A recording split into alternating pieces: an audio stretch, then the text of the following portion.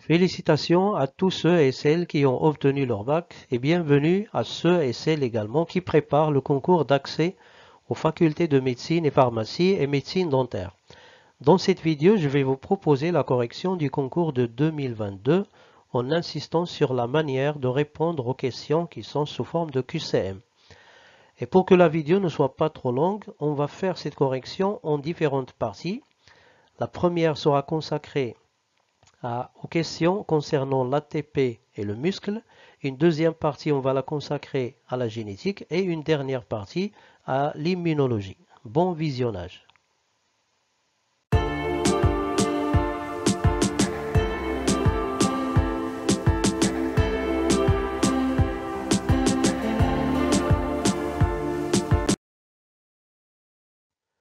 Voici la partie consacrée au SVT avec ses 6 pages qu'on peut subdiviser en 3 parties. Une première partie consacrée à l'ATP et le muscle avec les questions suivantes. Une partie à la génétique. Vous voyez, il y a plus de questions en génétique. Et enfin, une partie consacrée à l'immunologie avec 4 questions. Passons maintenant aux détails. Au cours du cycle de la contraction musculaire, le calcium se fixe sur la troponine qui déplace la tropomyosine et la tête de myosine porteuse d'ATP se lie à l'actine. Et ainsi de suite. Je vous laisse lire les différentes affirmations et on passe à la correction.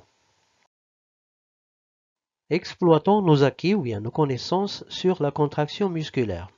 En absence de calcium, on voit que la tête de myosine qui porte l'ADP-PI n'est pas attachée à l'actine, car le site d'attachement de la tête de myosine est occupé par la tropomyosine. En présence de calcium, voilà ce qu'on obtient. Vous voyez que les ions calcium se fixent sur la troponine et uniquement sur la troponine. Alors cela va nous permettre d'éliminer facilement certaines affirmations parmi les 5 A, B, C, D, E. Alors commençons par B. Vous voyez ici que le calcium se fixe sur la tropomyosine. C'est faux, donc je vais éliminer B. De même, pour E, le calcium se fixe sur l'actine. C'est faux, donc je vais éliminer E. Alors il nous reste A, C et D qui commencent toutes les trois par la troponine. Comment je vais trancher? Là, on va utiliser le deuxième paramètre. La tête de myosine porte la DP et PI. Alors que dans l'affirmation A, on a ici tête de myosine porteuse d'ATP. C'est faux, donc je vais éliminer A. De même, ici on a l'ATP, ce qui confirme notre élimination de E. Alors il nous reste C, D. Vous voyez dans l'affirmation D, vous avez l'actine porteuse d'ADP. Or, ce n'est pas l'actine qui porte l'ADP, c'est la tête de myosine. Et donc, je vais éliminer D et je vais garder C. Et donc, on va choisir C pour la question Q1. Alors, passons à la question Q2. Parmi les suggestions suivantes, il y a 2 suggestions vraies concernant les voies les plus utilisées dans la régénération de l'ATP pendant un effort musculaire. 1. La fermentation lactique pour un effort long, la respiration cellulaire pour un effort court, l'ADP qui interagit avec la phosphocréatine pour un effort très rapide, la phosphocréatine pour un effort plus long, la respiration cellulaire pour un effort plus long. Les 2 suggestions vraies sont, alors il y a 2 suggestions vraies, à vous de choisir, est-ce que c'est 1 et 2, est-ce que c'est 2 et 5, est-ce que c'est 3 et 4, est-ce que c'est 3 et 5, et est-ce que c'est 4 et 5. Passons à la correction. Alors, on va exploiter nos acquis. Qu'est-ce qu'on sait concernant les voies utilisées par la cellule musculaire pour régénérer l'ATP? On a la phosphocréatine, on a la fermentation lactique, la respiration cellulaire.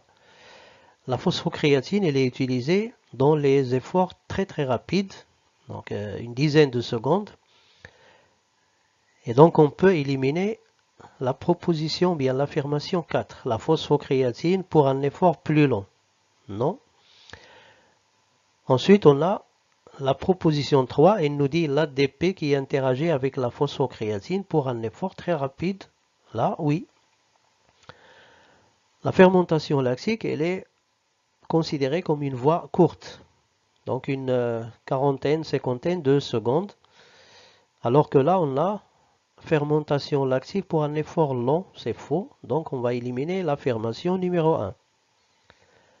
Enfin, on a la respiration cellulaire qui est une voie de longue durée. Alors que là, on a la respiration cellulaire pour un effort court. Donc, je vais éliminer l'affirmation numéro 2. Et donc, il va me rester 3 et bien sûr la 5. La respiration cellulaire pour un effort plus long. Et donc, je vais garder 3 et 5. Et donc, ce qu'il faut choisir, c'est l'affirmation D, les suggestions 3 et 5. La question Q11. On a mesuré la variation de la concentration d'ATP, de phosphocréatine au niveau du muscle et la concentration d'acide lactique dans le sang d'un sprinter au cours d'un échauffement et d'une course de 10 secondes environ. Le document ci-contre présente les résultats obtenus.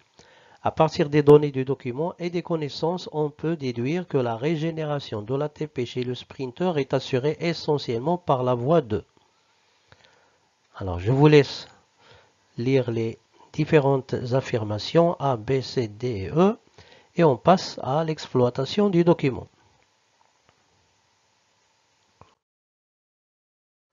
Qu'est-ce qu'on a dans le document? D'abord, la phosphocréatine. Au cours de l'échauffement, on constate une forte diminution de la concentration de la phosphocréatine. C'est-à-dire qu'il y a cette réaction phosphocréatine plus ADP, ça donne créatine plus ATP. C'est-à-dire qu'il y a la consommation de la phosphocréatine comme source d'énergie. Et cette réaction se déroule dans le cytosol où il y a le plasme. Deuxièmement, on a l'acide lactique. Et on voit qu'au cours de la course, il y a une forte augmentation de la concentration de l'acide lactique. C'est-à-dire qu'il y a une formation, une production de l'acide lactique à partir du glucose.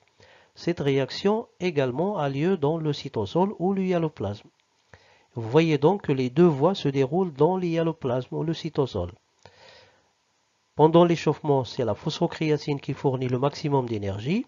Et pendant la course, c'est plutôt la fermentation lactique. Et donc, ça va nous permettre facilement d'éliminer certaines affirmations. Vous voyez, dans B, C, D, E, on a la matrice. Or, la matrice mitochondriale n'intervient pas dans ces réactions. On a dit que les deux réactions ont lieu dans le hyaloplasme. Et donc, il nous reste A. Alors, vérifions pour A. On a la phosphocréatine lors de l'échauffement, c'est vrai. Par la voie de fermentation lactique lors de la course, c'est vrai. Ces deux voies se déroulent au niveau du hyaloplasme, c'est vrai également. Donc, on va garder la proposition A, bien l'affirmation A. Question Q12.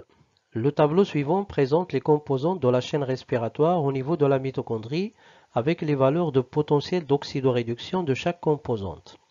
Alors vous avez le tableau, chaque composante avec son potentiel d'oxydoréduction. La question, le sens de déplacement des électrons de NADH+ vers le dioxygène le long de 4 composantes de cette chaîne respiratoire est le suivant. Donc ce qui est demandé, c'est que les électrons vont sortir de NADH+ et vont être transportés vers le dioxygène O2 en passant par 4 composantes. Donc à vous de déterminer quelles sont ces 4 composantes et dans quel ordre. Il faut faire attention à l'ordre, à la séquence de ces 4 composantes. Alors comment on va répondre à cette question? Alors, comment on va exploiter le document? On a des molécules, des composantes de la chaîne respiratoire et le potentiel d'oxydoréduction. D'abord, il faut classer ces molécules dans une échelle de potentiel d'oxydoréduction du plus faible vers le plus élevé. Et donc on voit que la flavine mononucléotide, c'est elle qui a le potentiel le plus faible, moins 300 mV. A3, c'est le plus élevé, plus 385. Ensuite, l'ubiquinone, plus 2. La cytochrome B, plus 30. Cytochrome A, 310. Cytochrome C, 235. Et cytochrome C1, 225. Maintenant, exploitons nos acquis ou nos connaissances. Vous devriez savoir que les électrons se déplacent des potentiels d'oxydoréduction les plus faibles vers les potentiels les plus élevés. C'est-à-dire, dans notre cas, dans ce sens, de la flavine vers le cytochrome A3. Alors, il suffit, pour répondre à la question, il suffit de voir la séquence des molécules qu'on a dans les suggestions A, B, C, D et E, celle qui répond à ce sens. Alors prenons par exemple la suggestion, la proposition, bien l'affirmation A. Vous voyez qu'on commence par le cytochrome A3. Or, le cytochrome A3, c'est lui qui a le potentiel le plus élevé. Donc, on ne peut pas commencer par le cytochrome A3. De même, l'affirmation E, c'est la même chose. Elle commence avec le cytochrome A3. Pour l'affirmation C, vous voyez que le cytochrome C donne ses électrons au cytochrome C1. Or, C, il a un potentiel plus élevé que C1. Donc, c'est impossible. Enfin, on a le cytochrome A3 qui donne les électrons au cytochrome A dans l'affirmation D. Or, on a dit que le cytochrome A, il a un potentiel plus faible que A3. Et donc, c'est impossible. Et donc, l'affirmation correcte, il reste, c'est l'affirmation B. Donc, pour notre réponse, on va garder l'affirmation B. Voilà pour la première partie. À bientôt dans la deuxième partie qu'on va consacrer aux questions concernant la génétique.